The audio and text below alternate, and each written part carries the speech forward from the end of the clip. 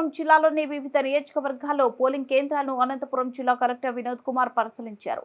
అధికారులకు పలు సూచనలు చేశారు. నార్పల మండల కేంద్రంలోని జూనియర్ కళాశాలలో సాధారణ ఎన్నికలు 2024 కోసం ఏర్పాటు చేసిన 179, 182, 183, 185 పోలింగ్ కేంద్రాలను తనిఖీ చేసిన జిల్లా కలెక్టర్ మరియు జిల్లా ఎన్నికల అధికారి డాక్టర్ వినోద్ కుమార్ వి.